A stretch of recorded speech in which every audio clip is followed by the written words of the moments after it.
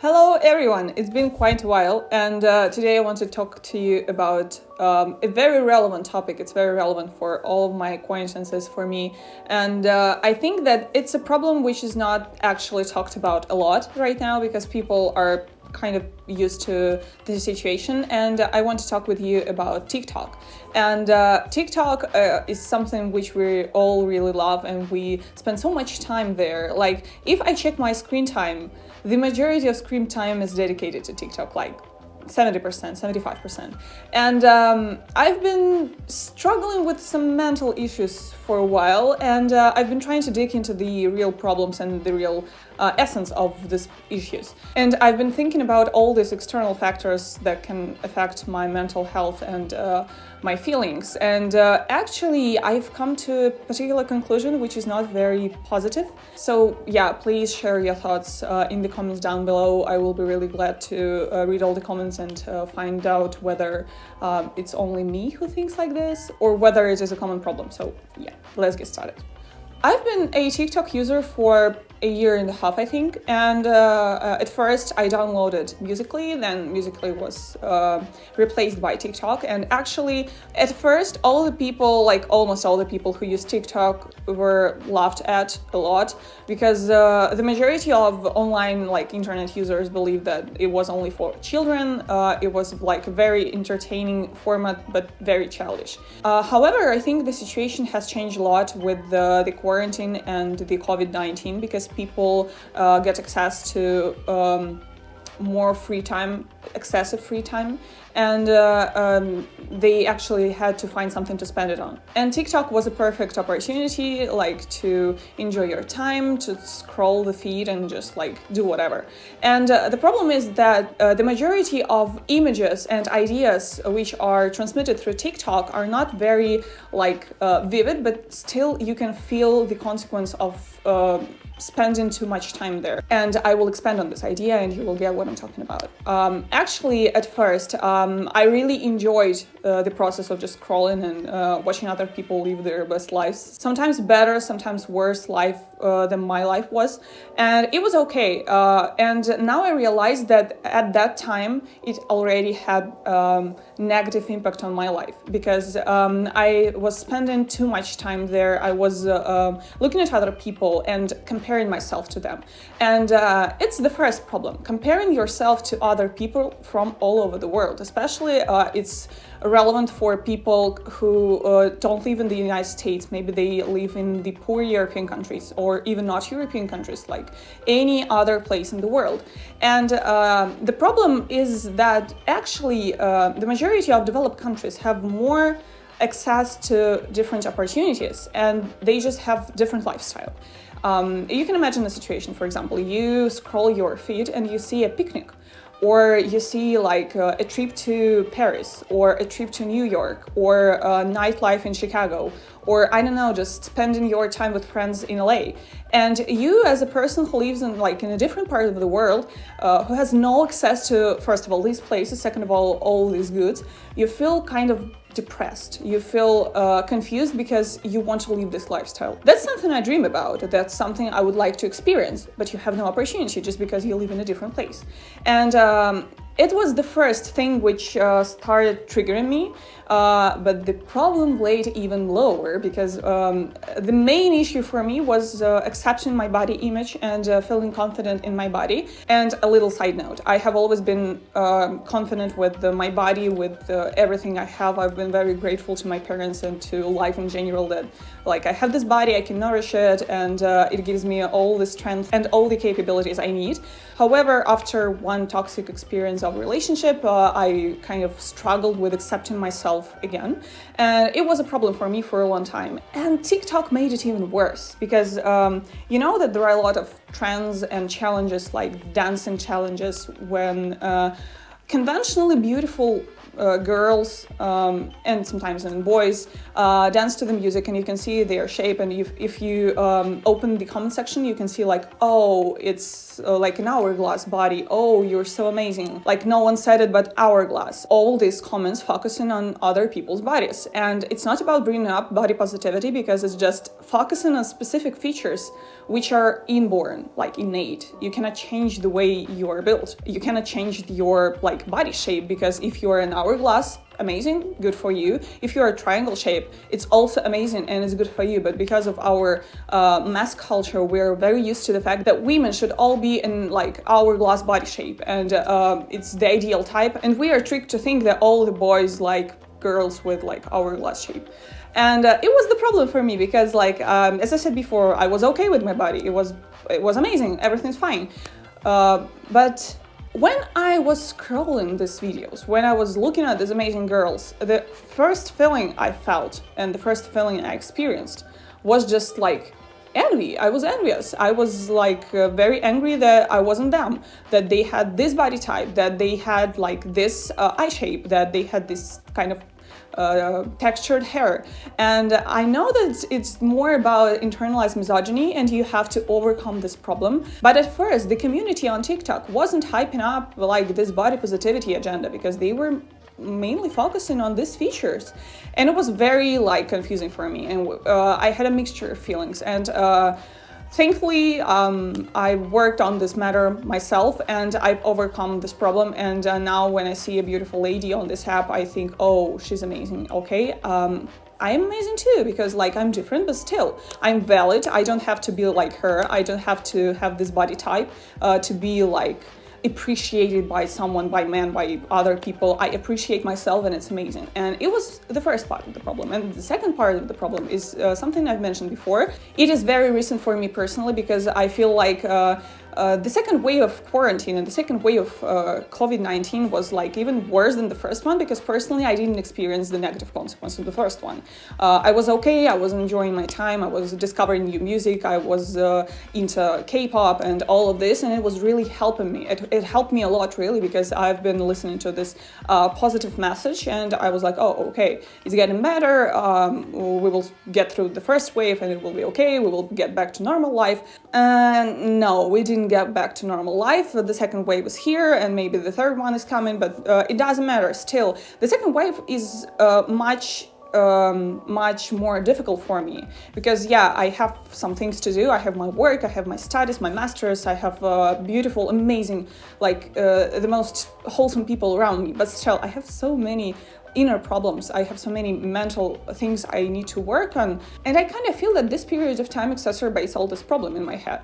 So yeah, and this second issue is closely connected to the fact that we have no opportunity to travel. I wasn't a frequent traveler before, just for you to know. I had no experience traveling around the world. I've traveled around my country for a while, like, but I wasn't into this. It wasn't a part of my like monthly routine or half a year routine or annual routine, nothing of it. But I wanted to start it a lot, and I wanted to see the world, different places. I wanted to enjoy different lifestyles, meet people from all over the world, learn languages, you know, all these things which are kind of glamorized. I know that there is a social trend like romanticize your life, imagine that you're the main character, and the idea is amazing. Like, live the best of your life right now, take any opportunity, travel, enjoy time with friends, enjoy delicious food, all of this. But there are two particular problems. The first one is COVID-19. You cannot travel, like basically you cannot do this. And if you happen to be traveling right now in this like very dangerous situation, you will have to be quarantined in the country where you're coming, and you will have to be very cautious, wearing masks and wearing all the different kinds of protection in order not to get the disease.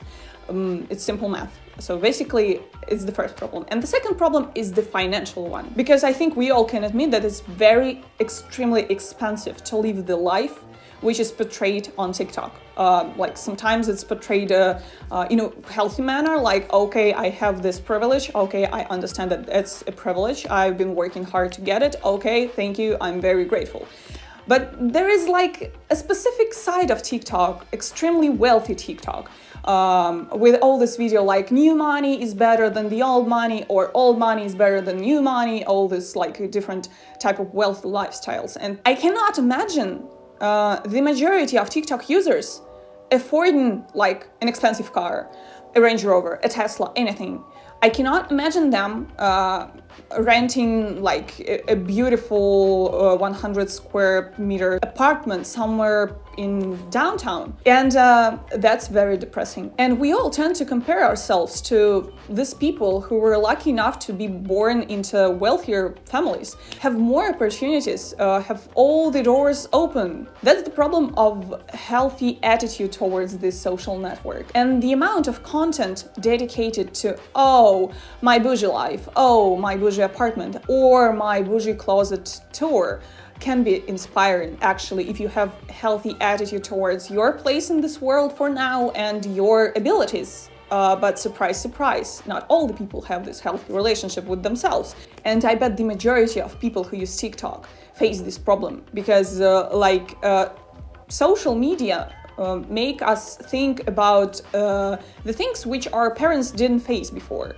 which the previous generations had no problems with. It's the problem of creating very damaging images. And I believe that TikTok is much, much worse than Instagram.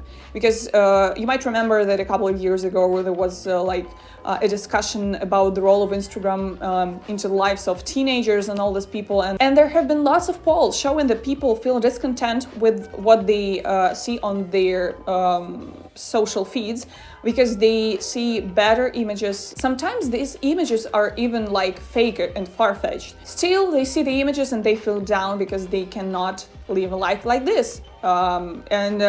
It's about all these fears. And TikTok has like mastered this tendency of getting people upset. You can argue with me in the comments because I will be very curious reading all your ideas about this, because I feel like it's a disaster with TikTok right now. And as an adult, as a person with solid self-esteem and pretty much experience in life, I can see that I face so much problems using TikTok. And recently I've decided to make a change in my life, and I've decided to delete this app, but I've deleted it from the home screen, but not from the from my phone at all.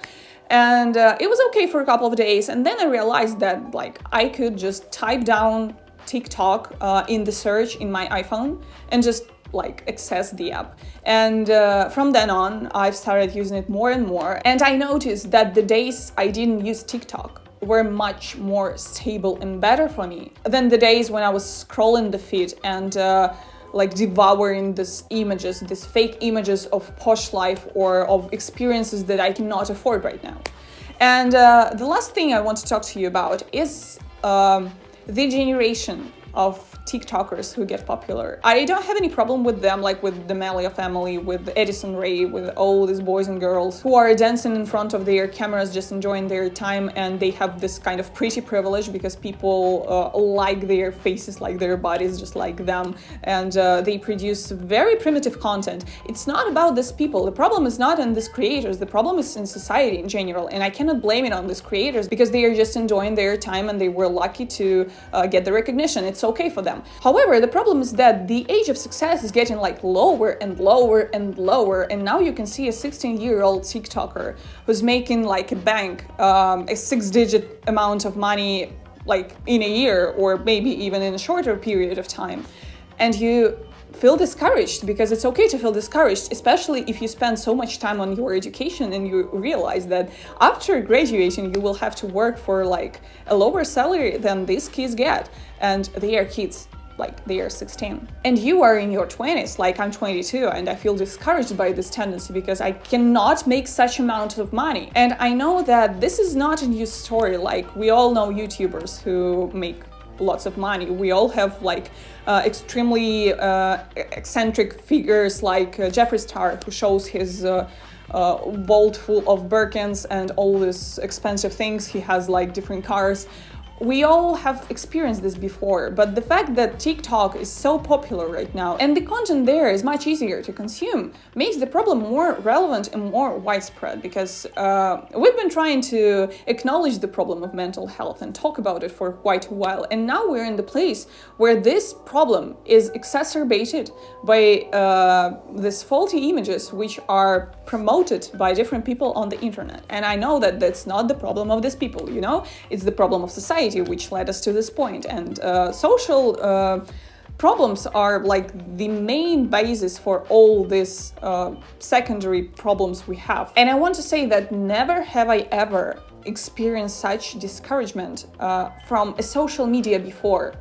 And TikTok is like one of the most pressing ones. And yeah, I sound like an old lady who is like venting about all this young generation problems, but I'm really concerned about the teenagers and the people with the just forming personality who tend to consume so much content there and to form their personality based on some faulty ideas, even though community tries to promote body positivity, age positivity, like race positivity, everything positivity, like fighting with discrimination, promoting Black Lives Matter. So yeah, that's my passage about the problems of TikTok. And please, I would really love you to share your opinion in the comments down below, because like I see it from my perspective, from the place where I live, from like the community I'm in, and you can share your experience, because I believe that I have different subscribers from different parts of the world, and it will be very interesting to compare our views on this matter. So yeah, thanks for watching. If you enjoyed this video, you can give it a thumbs up somewhere there below. And if you're new to my channel, you probably are, you can subscribe down there. I also have an Instagram, but I don't spend much time there. However, I have it, so all the links are in the description box below. Thank you very much for sticking up with me for this time, and see you later. Bye-bye. I legit sound like an old lady. Like, I'm not 22, I'm like 62. Amazing, amazing.